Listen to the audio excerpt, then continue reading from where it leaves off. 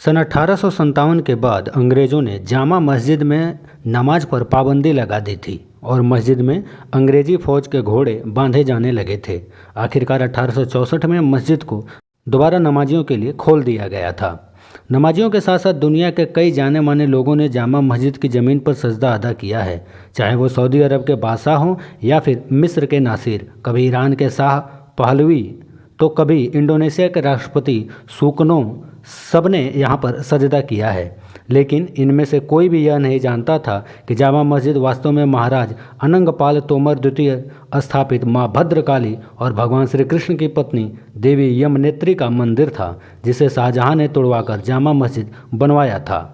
लाल किला शाहजहां के जन्म से सैकड़ों साल पहले महाराज अनंगपाल तोमर द्वितीय द्वारा दिल्ली को बसाने के क्रम में ही बनवाया गया था, जो कि महाभारत के अभिमन्यु के वंशज और महाराज पृथ्वीराज चौहान के नाना जी थे।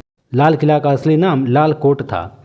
लाल कोट को, जिसे महाराज अनंगपाल द्वितीय द्वारा सन 1060 ईस्वी में दिल्ली शहर को बसाने के क्रम में ही बनवाया गया था, जबकि शाहजहां का जन्म ही उसके सैकड़ों साल बाद सन 1592 ईस्वी में हुआ था।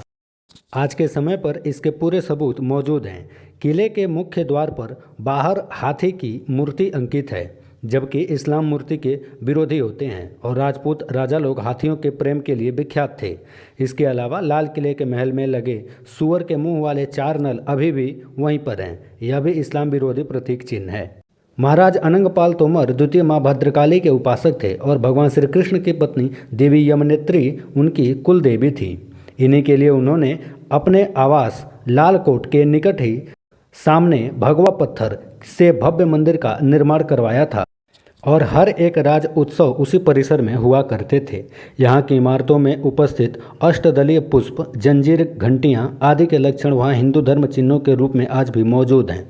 हिंदुओं के मंदिर हिंदू सन्यासियों के भगवा रंग के अनुरूप भगवा पत्थरों से बनाए जाते थे, जबकि मुसलमानों की इमारतें सफ़ेद चूने से बनी होती थीं और उन पर हरा रंग का प्रयोग किया जाता था। दिल्ली के जामा मस्जिद में कोई भी मुस्लिम प्रतीक चिन्ह निर्माण काल से प्रयोग नहीं हुआ है, बल्कि इस मस्जिद की बनावट, इसके आकार, वास्तु आदि हिंदुओं के भव्य मंदिर के अनुरूप है।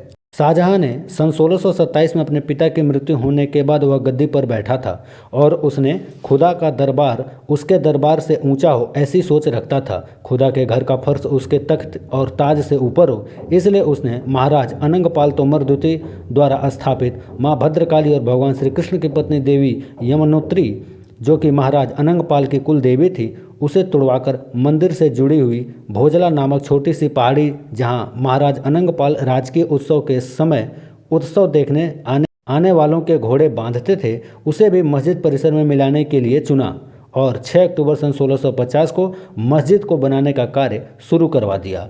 मस्जिद बनाने के लिए 5000 मजदूरों ने 6 साल तक कड़ी मेहनत की। आखिरकार 10 लाख के खर्च करके और हजारों टन नया पत्थर की मदद से माँ भद्रकाली के मंदिर के स्थान पर ये आलीशान मस्जिद बनवाया।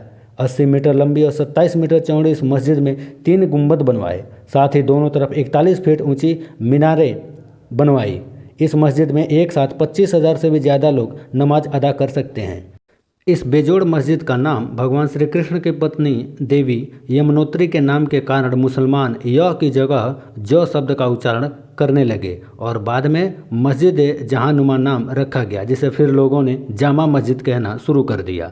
मस्जिद के तैयार होते ही उज्बेकिस्तान के एक छोटे से शहर बुखारा के सैयद अब्दुल गफूर शाह को दिल्ली लाकर उन्हें यहाँ का इमाम घोषित किया गया और 24 जुलाई सन 1656 को जामा मस्जिद में पहली बार नमाज अदा की गई थी। इस नमाज में शाहजहां समेत कई दरबारियों और दिल्ली के अवाम ने हिस्सा लिया था। इसके कुछ ही समय बाद शाहजहां ने इमाम अब्दुल गफूर को इमाम सल्तनत की पदवी दी और यह ऐलान भी कर दिया कि उनका ही खानदान इस मस्जिद की इमामत करेगा। उस दिन के बाद से आज तक दिल्ली के जामा मस्जिद में इमामत का सिलसिला बुखारी खानदान ही करता है।